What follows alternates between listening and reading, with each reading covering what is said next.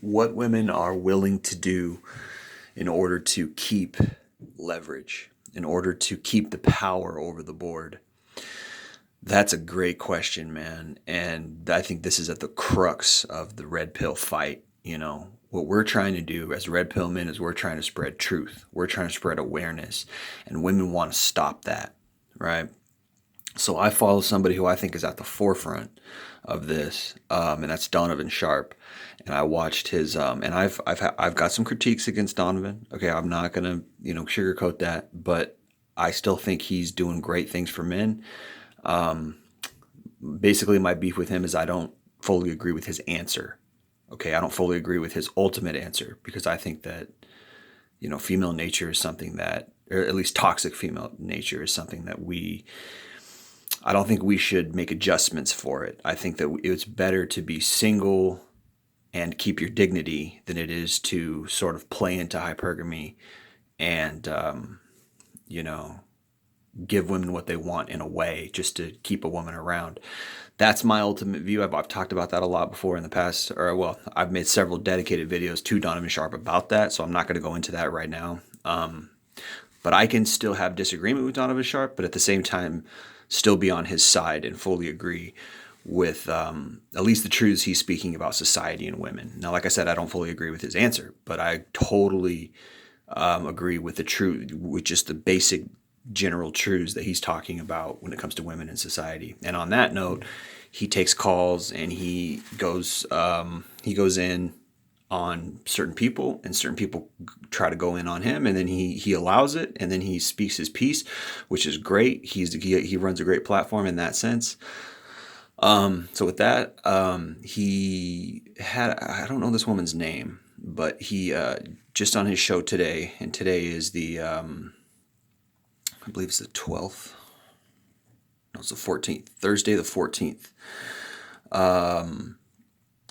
He released a show today with some woman. So you can Google that. I can't remember her name, but because he has a lot of women who attack him.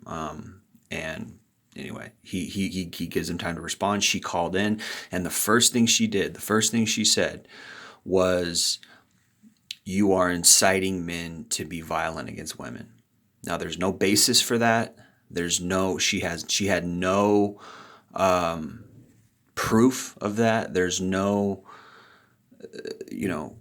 validity behind what she's saying as far as actual instances that she can bring up. There's no, it just doesn't exist. So what she's doing is she's going for the jugular, and she's telling a lie. And this is what women do. They lie when they know they can't win. They lie when they know that somebody, has their number. And this is this manipulative nature that women have, and they can't just take a loss. They can't just admit that they're wrong. They have to lie. They have to attack. And if they can't attack the actual truth, then they'll attack you. And that's what I've been learning for years and years and years. I've seen it again and again, and this is what they do. If they can't attack the truth itself, they will attack you, and they will hurl accusations against you. So this is what we see, and these accusations are 99.9% of the time baseless. There's no evidence for these accusations. It's something that they just pull out of thin air. And what they're trying to do is they're trying to spread fear, and they're trying to say, oh, men are, and this is what feminism has done. It's taken something that is a lie, which is that men are by nature abusive or aggressive, etc. And then it's ran with it and saying, oh, this is anger, and they hate women, and this is what they've done to cause division. And what that division does, it benefits them because it gives them leverage. It gives them power through accusation. It gives them power through adopting an oppressive narrative. And I've been saying this over and over and over again on my channel for a million videos. This is the way that they roll. And so I wanted to say that this Donovan Sharp video that he just uploaded was probably one of the most teachable moments for young guys. Young guys need to watch this, several times. Watch this 4 or 5 times. Watch this Donovan Sharp video where she accuses him of spreading anger against women.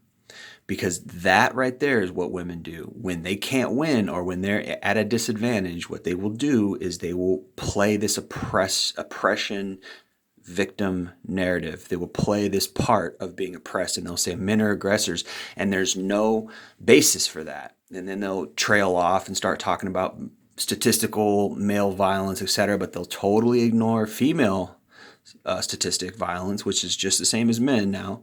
People don't realize this.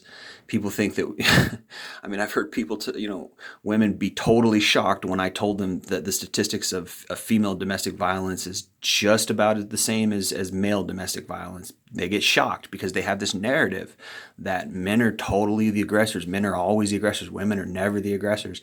And it's wrong. It's frankly wrong. Statistically, women are almost almost on par with men. It's almost 50-50. So this is what happens, man. This is what you got to watch out for. This is the the wounded gazelle. This is the woman who's hurt, and she's like, oh, these guys are telling the truth. I better act like this, or I better act like that. I better counter with this accusation. I better come at it from this angle. And so she went for the jugular, and the jugular is, you guys are hate speech. You guys are inciting violence, when there's absolutely no proof of that. And Donovan did a wonderful job of calling her out. She had no argument. In addition to saying that, she couldn't do anything else. So you can tell that she's trying to play a game. So she played a move. Donovan blew it out of the water, and then she tried to level with him and like try to do that. And she had nothing. She couldn't even get her argument straight. She wasn't she wasn't calm or collected. She wasn't rational. She was just spewing anger. She wouldn't let him talk. She couldn't have a conversation. So Donovan just ended the call, which is what he should have done. He did the exact right thing. And then he talked about suing her or creating a libel case or whatever. And maybe, man, and because I'll tell you, they will go for the jugular. They will accuse you of shit. They'll call you I'm telling you, man. Like I said, I've been doing this online. I've been going online, and I've been speaking red pill truths, and they will go for the jugular. They do not like the truth. The truth to them is like kryptonite to Superman. The truth to them is like light to a vampire. They hate it. And it exposes them. It exposes how evil they are. It exposes, the fact that these people, these women and these white knights who support them, these beta male feminists, they basically are just hiding behind these lies. They're hiding behind these narratives. And you can see this too on the red pill. There's a documentary. I think her name is Casey J. I'm not 100% sure. I might be wrong on that. I don't think her name might not be Casey J. Who's Casey J? I don't know who Casey J is, but this woman did a documentary called The Red Pill. You can find it on YouTube. It's free on YouTube. And she does this thing where she interviews red pill men. She interviews men's rights activists. And then she goes and interviews feminists, women's rights activists. And you can tell the difference between the two parties. When she goes to the men's rights activists, you can tell they're telling the truth. You can tell they're telling the truth from experience. You can tell that they are speaking something out of their own experiences, and that they've experienced again and again and again. You can just tell. And then when she interviews the feminists, you can tell that the feminists, and she even interviews a male feminist, and you can tell that these people, these feminists, they're talking out of a narrative. They're talking not from experience, but they're talking out of a narrative. And this is it's a subtle difference, but it's a main difference. You have to understand there's a difference between having experiences and talking about something in theory, talking about hypotheticals. So this is what feminists do. They talk in hypotheticals. Well, men are all angry, and men are the ones who commit most domestic violence, and men are the ones who beat women. Men are the women, and they have these narratives, and they're speaking from narratives. Whereas somebody who's had a lot of experience, and you could tell from the callers, when Donovan had callers call in, they were speaking from experience. Like the one guy said, I started dating when I was 16. By the time I hit 18, I realized that all I'd heard from women was a lie. All that women had said about dating was not true, and it didn't work at all.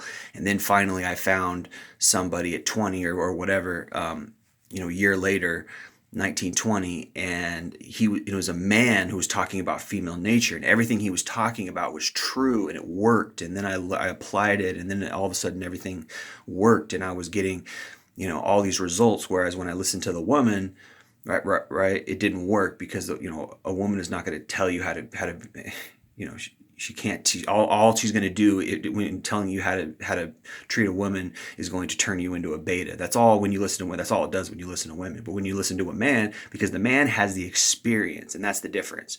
The woman is coming from a hypothetical. She's coming from, well, this is how I want to be treated, and this is how I'm going to train the men, the young men watching my dating advice, to treat women, and they quite literally are trying to make men betas. They quite literally are doing that. They're purposely telling a lie. They know damn well they don't go after nice guys. They know damn well they don't like being treated kind and nice. They go after the jerks. They go after the assholes who dog on them.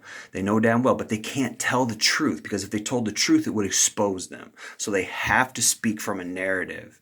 You see, if feminists told the truth and said, yes, we're just here trying to get leverage, we're just here trying to get social, political leverage, then they would have nothing to